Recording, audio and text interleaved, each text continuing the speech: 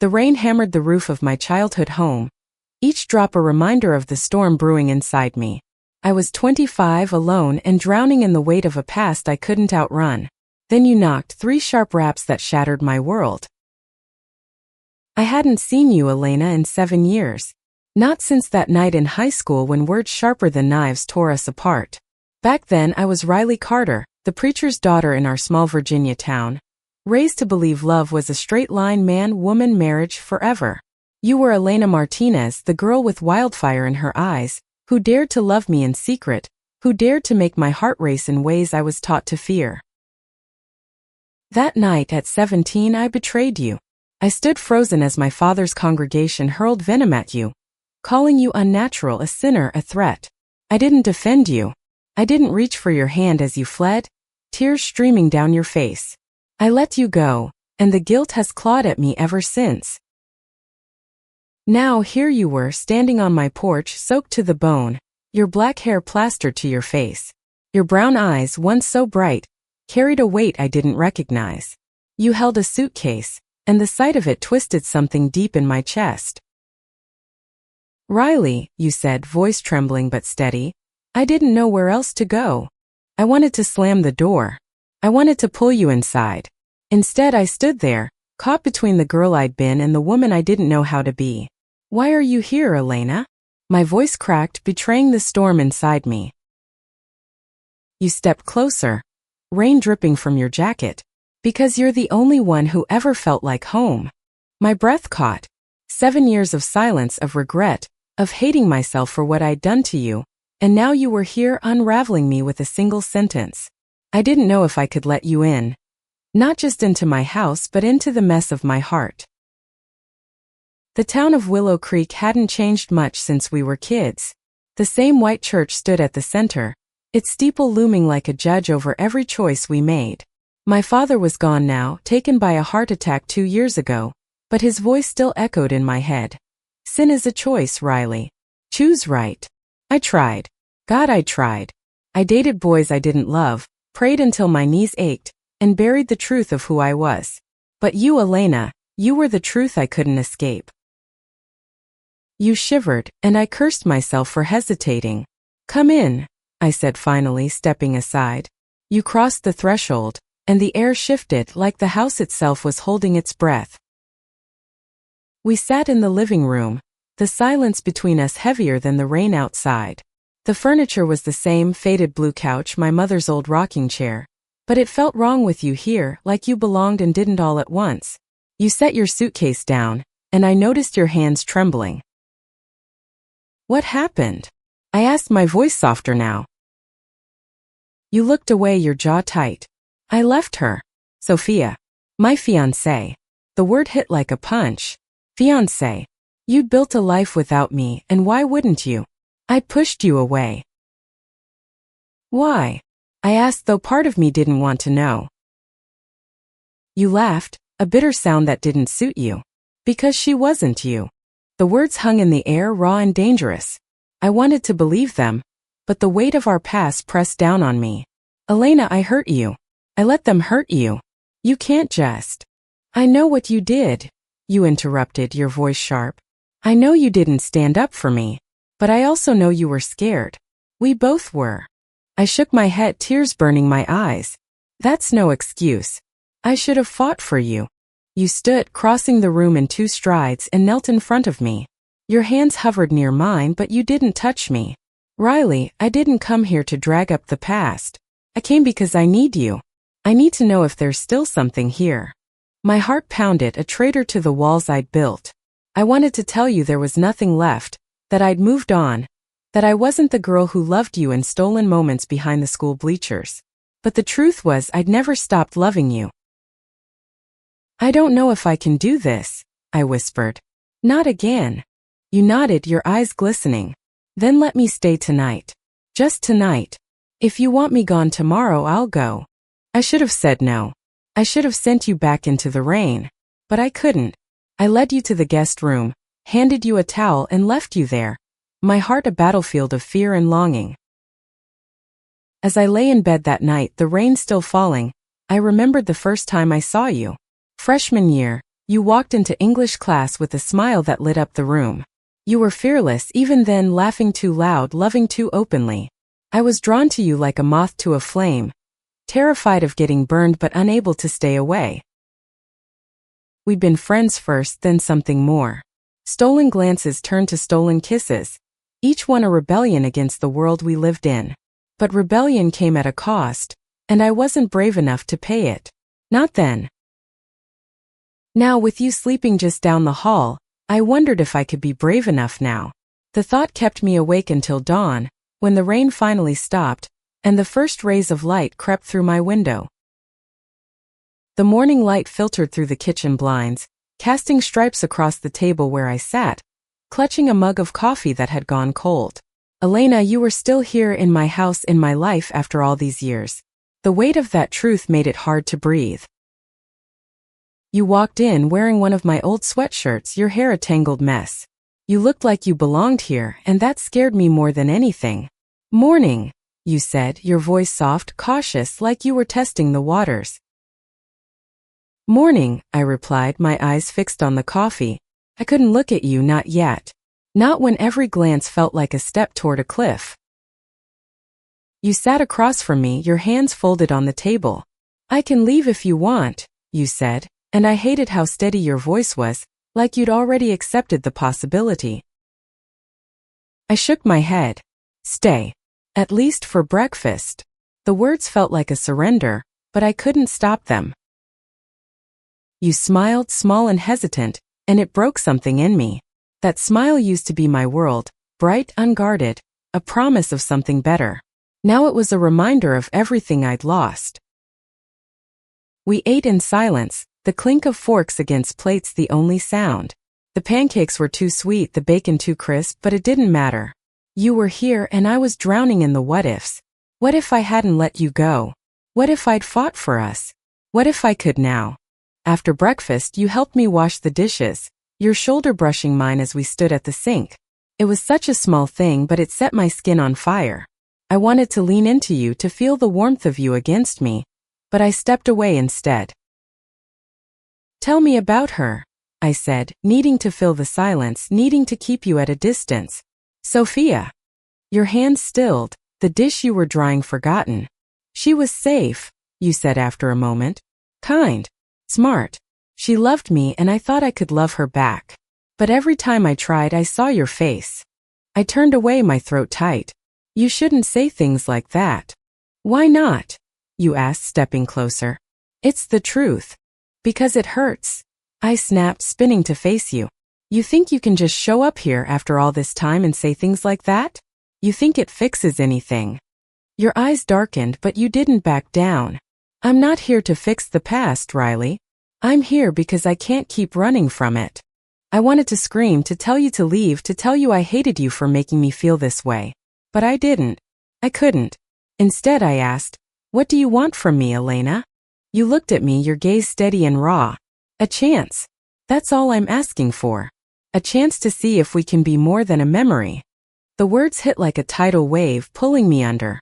I wanted to say yes, to throw myself into the possibility of us, but fear held me back. Fear of this town, of the people who judged us, of the girl I'd been who let you down. I need time, I said finally, my voice barely above a whisper. You nodded like you'd expected it. I've got time. The rest of the day passed in a blur. You stayed, helping me with small chores around the house, fixing a loose porch step, sorting through old boxes in the attic. Every moment with you was a reminder of what we'd had and what we'd lost. That evening we walked into town. Willow Creek was quiet, the streets lined with maple trees turning red and gold. People stared as we passed, their eyes lingering on you, the girl who'd left in disgrace and now dared to return. I saw the judgment in their faces, the same judgment that had driven you away. Do they still hate me?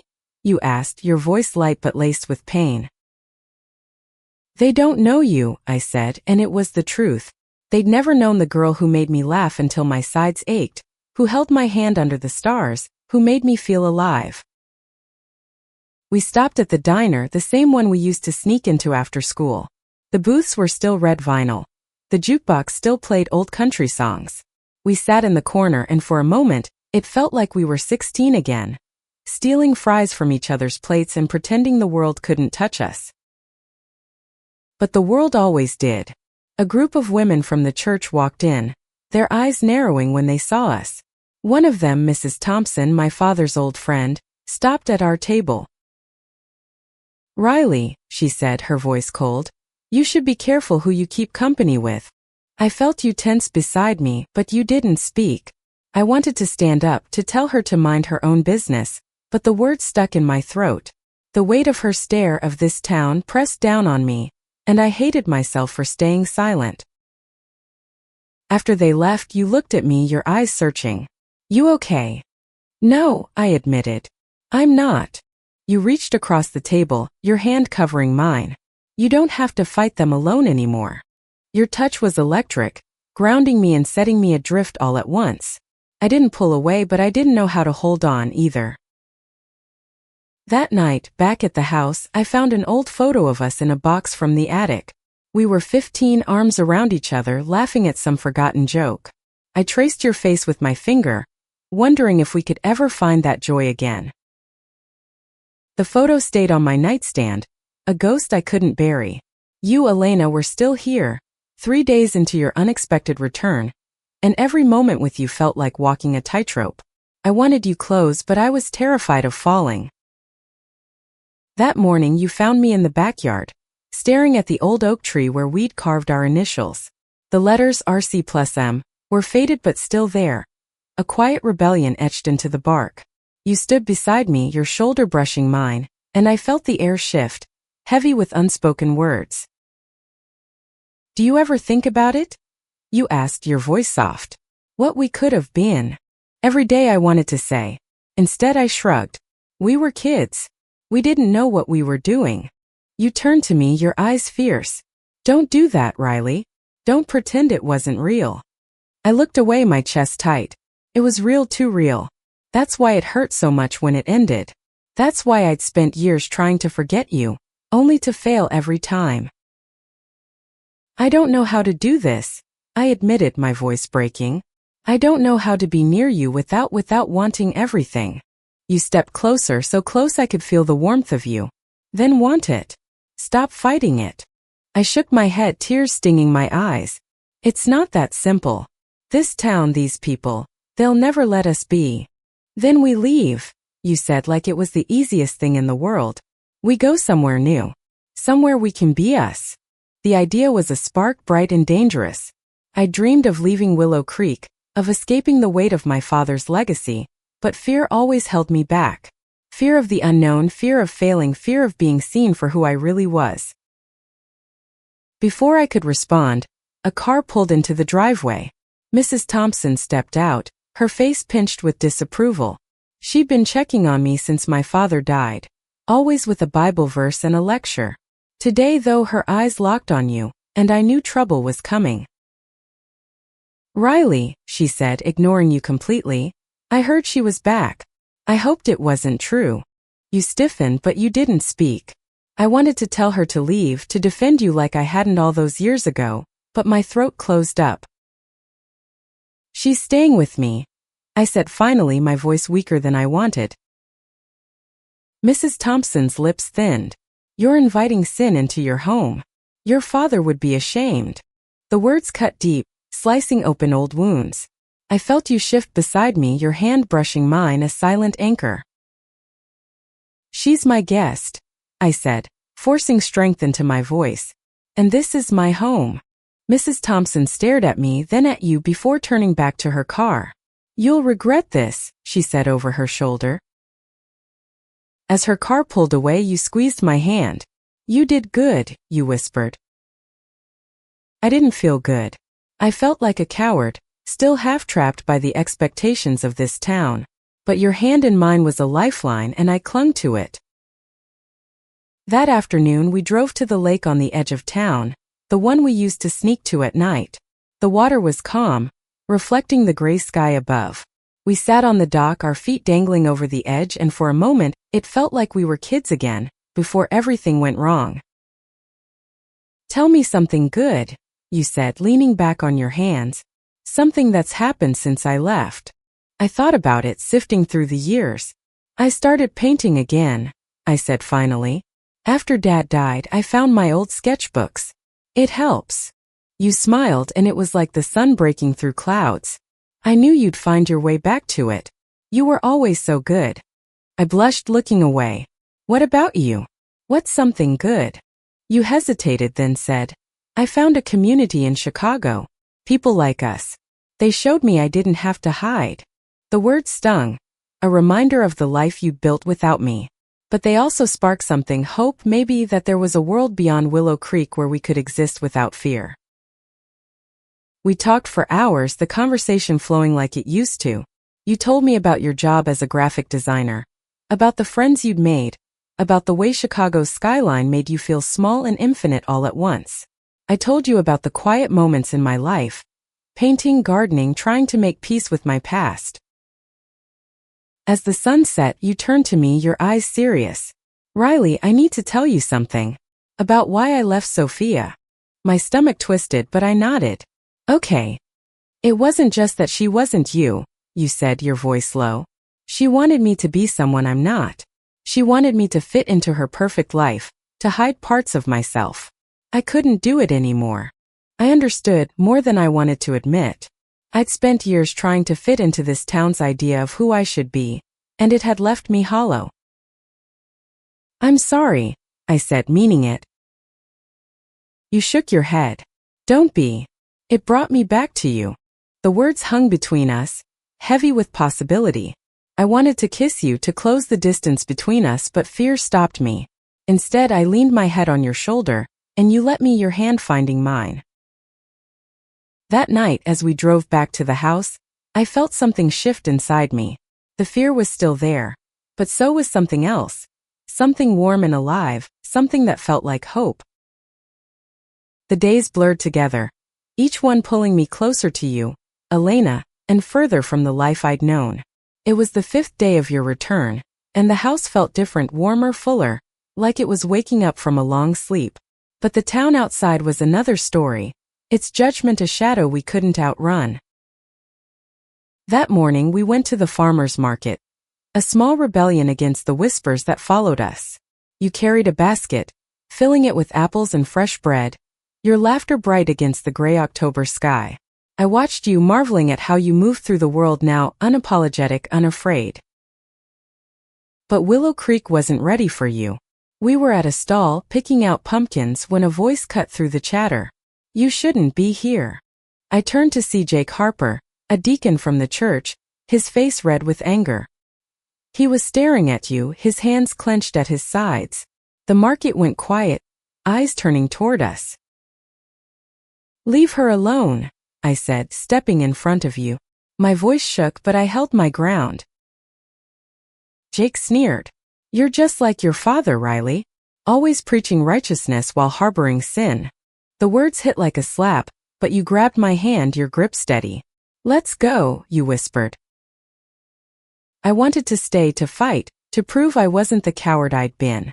But your hand in mine was enough to pull me away. We left the market, the weight of their stares burning into my back.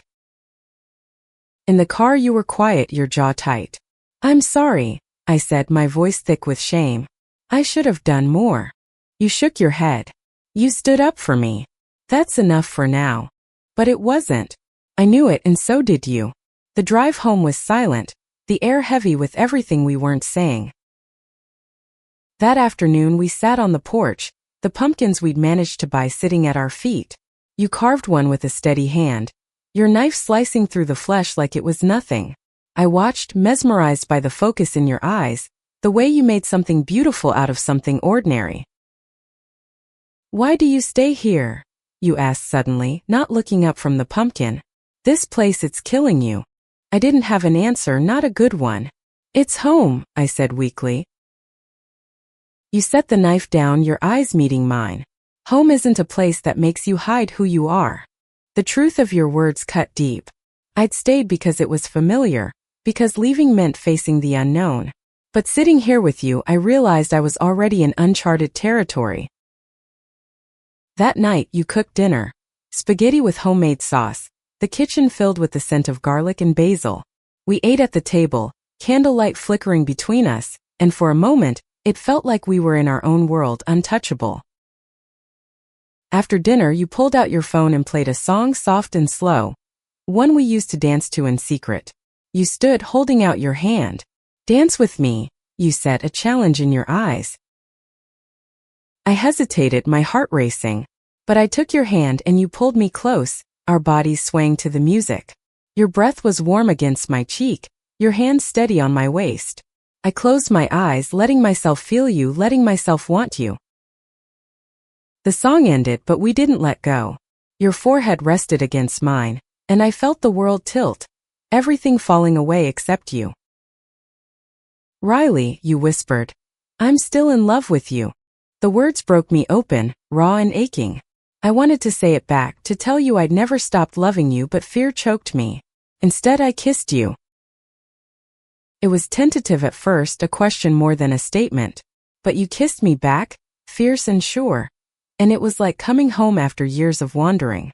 Your lips were soft, familiar, and I poured everything into that kiss. Every regret, every hope, every piece of me I'd kept locked away. When we pulled apart, I was trembling, tears streaming down my face. "I'm scared," I admitted. "I know," you said, brushing a tear from my cheek. "But I'm here." We fell asleep on the couch, tangled together, the weight of the world outside forgotten. But morning brought reality crashing back. A letter was slipped under the door, unsigned but unmistakable. "Leave or you'll regret it." I showed it to you, my hands shaking. Your face hardened, but you didn't flinch. "They don't get to win this time," you said. I wanted to believe you, but fear was a living thing inside me, clawing at my resolve. We spent the day inside, avoiding the town, but the letter lingered like a shadow. That evening you found me in my room, staring at the photo of us. You sat beside me, your hand resting on my knee. "We can't stay here," you said quietly. "Not like this." "I know," I said, my voice barely audible. "But where do we go?" "Anywhere," you said, your eyes bright with possibility. "As long as it's together." The idea was terrifying, exhilarating. I'd spent so long running from myself, from you, that the thought of running towards something felt like a dream I didn't deserve. But as I looked at you, I realized I wanted to try. For you. For us. The letter changed everything. It sat on the kitchen counter, a silent threat, reminding me that Willow Creek would never let us be. You, Elena, were a fire they wanted to extinguish, and I was caught in the crossfire. We didn't talk about leaving right away. Instead, we tried to reclaim normalcy, spending the next day painting together in the garage. I'd set up an easel, and you were sketching on a canvas, your strokes bold and fearless. Watching you create was like watching a storm, beautiful, unstoppable. "You're better than you think," you said, glancing at my half-finished painting of the lake. I laughed, shaking my head. "I'm rusty." "No," you said, your voice firm. "You're scared. You hold back because you're afraid of what it means to let go." Your words hit too close, peeling back layers I'd kept hidden. Painting was like loving you. Dangerous, exposing a risk I wasn't sure I could take. That afternoon we walked to the park, needing air, needing space from the house that felt smaller with every threat. Kids played on the swings, their laughter a stark contrast to the tension between us. We sat on a bench, watching them, and I wondered what it would be like to build a life with you somewhere else, somewhere safe. "Do you think we could do it?" I asked, my voice low. "Leave, I mean. Start over." You turned to me, your eyes searching. "I think we could do anything as long as we're together." Your certainty was a lifeline, but doubt gnawed at me. What if I mess it up again? What if I'm not enough? You took my hand, your thumb tracing circles on my skin. "You're enough, Riley. You always have been." I wanted to believe you, but the weight of the past was heavy. That night, another letter arrived, this one worse. "You're not welcome here. Leave before it's too late." You read it, your face unreadable, then tore it in half. "They don't get to decide our story," you said, tossing the pieces into the trash. But they were trying. The next morning we woke to find my car vandalized, tires slashed, the word sinner spray painted across the hood. I stared at it, my stomach churning, while you called the police. They came, took a report, but their eyes said they agreed with the message. We need to go, you said after they left, your voice steady but urgent. Not because they're right, but because we deserve better. I nodded, tears burning my eyes. Where? Chicago, you said without hesitation. I have friends there, a life. We can start over. The idea was overwhelming, but the alternative, staying here letting this town crush us, was worse. I agreed, my voice barely a whisper. Okay. We spent the day planning.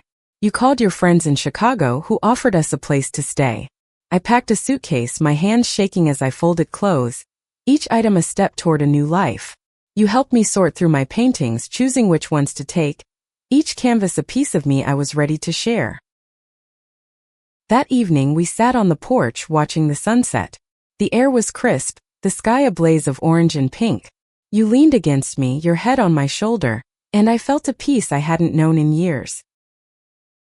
I'm scared, I admitted, my voice soft. Me too, you said, your hand finding mine. But we'll figure it out. Together. The next morning, we were loading the car when Mrs. Thompson appeared again, her face a mask of fury. You're making a mistake, she said, her voice trembling with righteousness. You'll burn for this. I froze, the old fear rising, but you stepped forward, your voice calm but steel. We're not the ones burning, Mrs. Thompson. You are, with all that hate in your heart. Her mouth opened, then closed, and she turned away, defeated. I looked at you, my heart swelling with pride, with love. You were my courage, my strength, my home. We drove out of Willow Creek that afternoon, the town shrinking in the rearview mirror. I felt a pang of loss, for the house, for the memories, but it was overshadowed by the hope in my chest. You reached for my hand and I held it tightly, the road ahead stretching toward something new. In Chicago, your friends welcomed us with open arms. Their apartment was small, cluttered with art and books, but it felt alive, vibrant, like a world where we could breathe. They were like you, unafraid, unapologetic, and for the first time I saw what life could be. That night, we lay in a borrowed bed, the city humming outside. You traced patterns on my arm, your touch grounding me. We're going to be okay, you whispered. I believed you. For the first time, I believed we could be more than a tragedy. Chicago was a shock to my system. A city of noise and color that made Willow Creek feel like a faded photograph. We'd been here a week, living in your friend's apartment, and every day felt like a step into a new version of myself. You, Elena, were my guide, showing me a world where love didn't have to hide. We spent our days exploring. Coffee shops with mismatched chairs, art galleries filled with bold colors, streets alive with people who didn't care who we were. You held my hand openly, and though my heart raced with fear at first, I began to relax into it, to let myself feel the freedom of being us. One afternoon we visited an art supply store, and you convinced me to buy a new set of paints. You need to keep creating, you said, your eyes bright with encouragement. The world needs your art. I laughed, but I bought the paints, and that night I started a new canvas. It was you, your profile against the Chicago skyline, your hair catching the light. Painting you felt like a confession, a way to say what words couldn't. You watched me work, your chin resting on your hand. You're different here, you said. Lighter. I smiled, brushing paint from my fingers. You make me lighter. But the past wasn't done with us. A letter arrived, forwarded from Willow Creek. It was from my mother, who'd left when I was a kid but kept in touch sporadically. Her words were sharp, accusing me of abandoning my faith, of choosing sin. Your father would be heartbroken, she wrote. I read it alone, my hands shaking, the old guilt creeping back. You found me on the balcony, tears streaming down my face. You didn't ask what was wrong. You just wrapped your arms around me, holding me until the pain eased. She doesn't know me, I said finally, my voice muffled against your shoulder. She doesn't know us. Then show her, you said, pulling back to look at me. Show the world who you are. The idea took root, growing into something bold. I decided to submit my paintings to a local gallery, a small one that showcased new artists. You helped me prepare, framing my work, writing an artist statement that felt like a declaration of who I was becoming. The gallery accepted my pieces, and the opening was a blur of nerves and excitement. My paintings hung on the walls raw and honest, each one a piece of my heart. You stood beside me, your hand in mine, as people admired my work. For the first time I felt seen, not as the preacher's daughter, but as Riley the artist, the woman who loved you. But not everyone was kind. A man approached us, his eyes cold. "This is unnatural," he said, gesturing to us. "You're flaunting it." I froze, the old fear surging, but you didn't. "Love isn't unnatural," you said, your voice steady. "Hate is." He walked away, muttering, but your words stayed with me. You were right. Love was our strength, not our shame. That night we celebrated at a rooftop bar, the city sparkling below us. You raised a glass, your eyes locked on mine. "To us," you said. "To home." I clinked my glass against yours, my heart full. To us. The weeks that followed were a whirlwind. I found a job at an art supply store, you went back to freelance design, and we started looking for our own place. The apartment we found was tiny, with creaky floors and a view of a brick wall, but it was ours. We painted the walls, hung my art, and made it a home. One night, as we lay in bed, you turned to me, your eyes serious. "I want to build a life with you, Riley. Not just for now, but for always." The words were a promise, a future I hadn't dared to dream. "I want that too," I said, my voice steady for the first time. We kissed, slow and sure, and I felt the last pieces of my fear fall away. You were my home, my heart, my everything. But the world wasn't done testing us. A call came from Willow Creek, Mrs. Thompson of all people, saying the church was holding a meeting about us, about the example we were setting. Part of me wanted to ignore it, to let them fester in their hate, but another part knew we couldn't run forever. "We should go back," I said, surprising myself. "Not to stay, but to face them. To show them we're not afraid." You looked at me, pride in your eyes. "Are you sure?" I nodded. "I'm done hiding." We planned the trip, a final stand against the past. As we packed, I felt a strength I hadn't known I had. A certainty that no matter what happened, we'd face it together. The drive back to Willow Creek was quiet, the hum of the car a steady backdrop to my racing thoughts. You, Elena, sat beside me, your hand resting on my knee, a silent reminder that we were in this together. I wasn't the scared girl who'd let you down all those years ago. I was ready to face the town that had tried to break us. We arrived at dusk, the church steeple cutting into the sky like a warning. The meeting was already underway, the pews filled with familiar faces, Mrs. Thompson, Jake Harper, and others who judged us since we were kids. We walked in hand, and the room went silent, every eye on us. Mrs. Thompson stood, her voice sharp. "This is a house of God. You're not welcome here." I felt the old fear rise, but I pushed it down. "We're not here to disrupt," I said, my voice steady. "We're here to be seen, to be heard." You squeezed my hand and I drew strength from it. "We love each other," I continued, my voice growing stronger. "That's not a sin. It's not wrong. It's who we are." Murmurs rippled through the crowd, some angry, some uncertain. Jake stood, his face red. "You're defying God's will." "No," you said, stepping forward.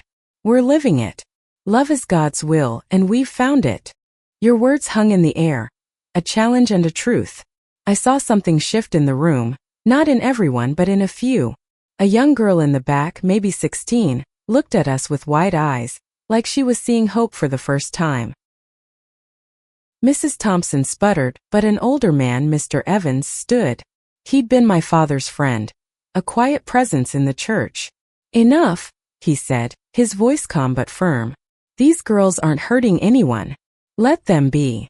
The room erupted in whispers, some in agreement, some in protest. We didn't stay to hear the rest. We walked out, heads high, your hand in mine. The night air was cool, and I felt lighter, like I'd shed a weight I'd carried for years. We didn't go back to the house. Instead, we drove to the lake, the place where we'd first dared to love each other. We sat on the dock, the water reflecting the stars above. You were amazing, you said, your voice soft. So were you, I replied, leaning against you. I think we did something good tonight. You nodded, your eyes bright. For us. For that girl in the back. For anyone who's afraid to love. We stayed there until dawn, talking about the future. Our apartment in Chicago, the life we were building, the love that had survived so much. As the sun rose, painting the sky in shades of pink and gold, I knew we'd found our home, not in a place but in each other. Back in Chicago, we settled into our life. I painted more, my work gaining attention in the local art scene.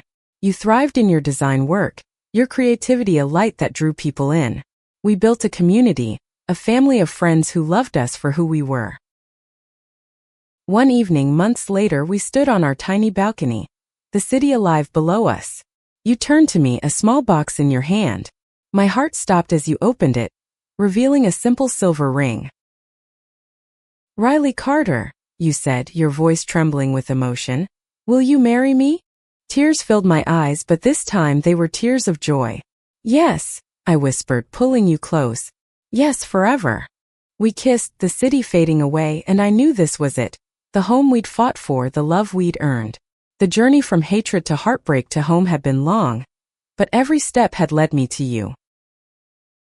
And as we stood there, wrapped in each other, I realized something. Love doesn't just survive, it transforms. It takes the broken pieces of who you were and builds something new, something stronger. You, Elena, were my transformation, my heart's true north. We planned our wedding, a small ceremony with our Chicago family, filled with laughter and music and love. And as we said our vows, I looked into your eyes and saw everything. Our past, our present, our future. From hatred to heartbreak to home, we'd come full circle. And when you appeared at my door, my heart melted, not just for that moment, but for a lifetime.